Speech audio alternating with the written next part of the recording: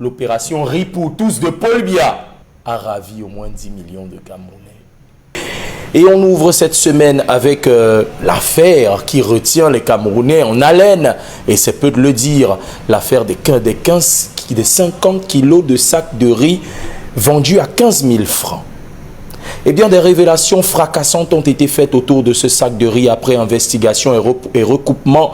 Les sacs de riz vendus d'origine pakistanaise, nous avons essayé de retracer, eh bien, le fil d'évolution de ce sac de riz. Je vous renvoie au 11 janvier 2024. Une cargaison de sacs de riz provenant du Pakistan avait été saisie au port du Havre en France. Environ 210 000 tonnes de sacs de riz avaient été saisies. Analysées au laboratoire de Montpellier, on avait détecté à l'intérieur une présence de néonicotinoïdes. Ce sont des substances chimiques utilisées dans la fabrication de la peinture à huile qui se retrouvaient dans les pesticides utilisés pour chasser les mauvais insectes des plantations de riz.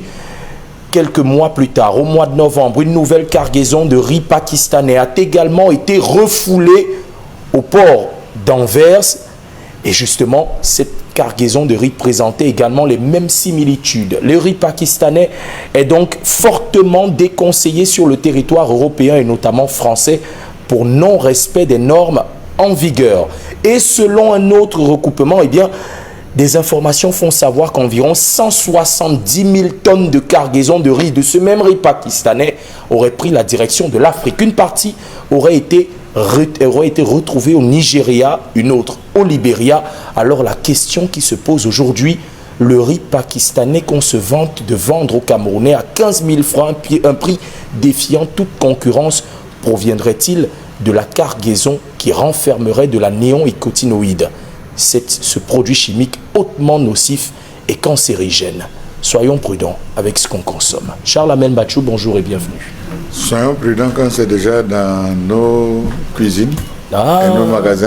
Vous avez déjà, vous n'avez pas, moi j'en ai pas. Non, je me plains. Pour tous ceux des Camerounais qui est munis d'une carte nationale d'identité sont allés recevoir leur riz. Pendant que le Conseil régional du Sud-Ouest a décidé de s'offrir un petit IAS de 15 places à 50 millions de francs CFA. 50 millions, pour faire 50 quoi? millions de francs CFA.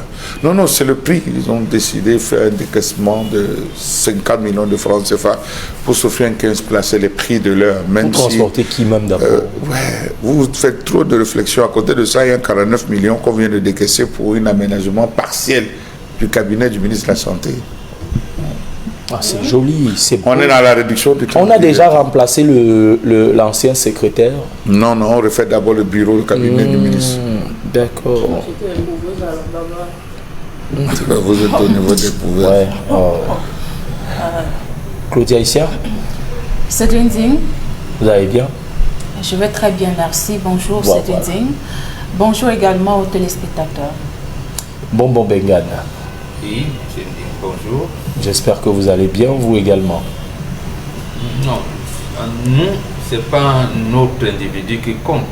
On ne peut pas avoir un bien-être lorsque vos enfants souffrent.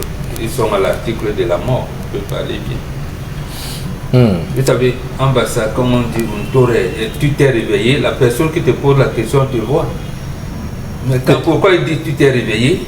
C'est justement parce que derrière le maïga, il y a le ndik. Donc, il va lui dire, tu veux savoir si les enfants sont bien, si la femme est bien, si vous avez vraiment bien dormi. Donc, je ne peux pas bien dormir lorsque les populations sont à l'article de la mort.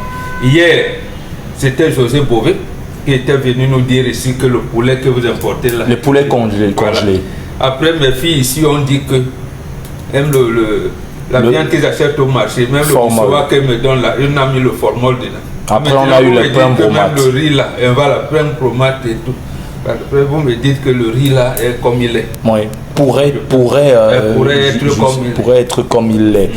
Et du coup, des révélations ont été également faites. La Nord, qui est chargée de contrôler justement la qualité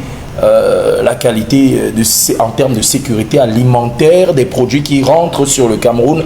La révélation a été faite par un acteur du secteur de l'import et de la logistique et transport. La Nord n'a pas de laboratoire d'analyse des produits agroalimentaires. Ça signifie en d'autres termes que la norme ne se fie qu'au rapport qu'on lui a fait parvenir depuis l'embarquement des produits. Donc même si là-bas on a trafiqué, la norme n'aura peut-être aucun moyen de deviner et de déceler la filouterie ici, parce qu'on n'a pas de laboratoire d'analyse de produits agroalimentaires. C'est assez inquiétant. Il y en avait un qui était prévu inaugurer d'ailleurs à Mbopi. Bon, la pose de la première pierre, ce n'est même pas le laboratoire. C'est la pose de la première pierre. On attend toujours.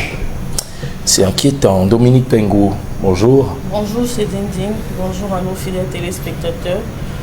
Vous dites ne pas avoir déjà consommé ce riz, vous n'êtes pas sûr.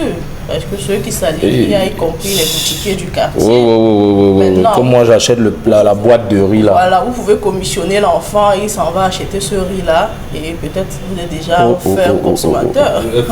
Très bonne remarque. Parce qu'on peut bien refuser d'acheter le sac de 15 kilos. Et on l'achète à 30 000 au marché parce qu'on ne veut pas s'aligner. On se dit, bon, nous on a le moyen de l'acheter. Après on achète même les boîtes. Il y en a qui, de moins lotis, qui achètent les boîtes, une boîte, deux boîtes. Tu sais pas, tu as envoyé l'enfant au marché, tu sais pas s'il te ramène ça. Si c'est le riz de 500. Oh là là là là là là là là là. 250, on va acheter 2 boîtes.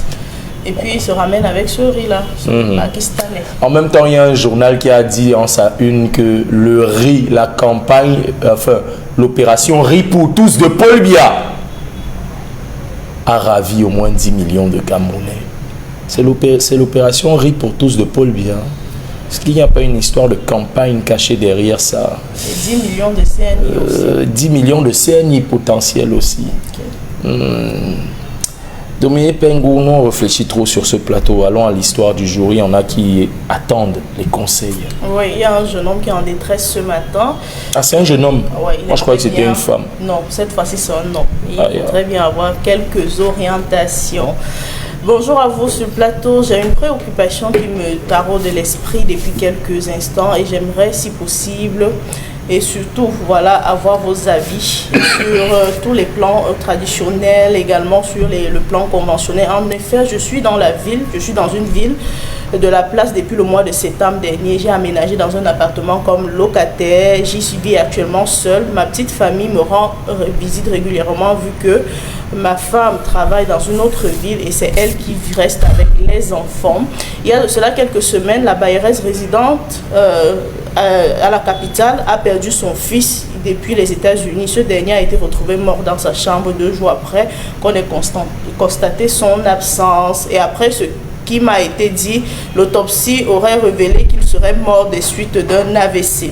Sauf que ce soir, voilà, il s'agissait du week-end, donc samedi soir, la bailleresse me fait comprendre, a envoyé un monsieur me voir, plaidant que jeudi prochain, voilà, jeudi qui est en route là, le corps devrait passer la nuit dans mon appartement car le défunt était le successeur et selon la tradition chez eux, son corps devrait entrer dans la maison familiale et le deuil se poursuivra au village vendredi. La maison en question est dans la grande concession ici dans ma ville de résidence. Il faut dire qu'il s'agit d'une concession polygamique de 3 femmes et que ma bailleresse est la deuxième. Chacune a son compartiment avec ses appartements. Mes inquiétudes sont les suivantes. Dois-je simplement donner la maison? N'y a-t-il pas de risque de laisser entrer un corps chez moi vu que la personne est morte, voilà, d'un AVC? Le corps doit-il entrer dans la maison? Bref, je suis dans ce genre de situation. Je suis très inconfortable. Déjà, je précise, au contrat de bail ne prévoit aucune telle disposition ce matin.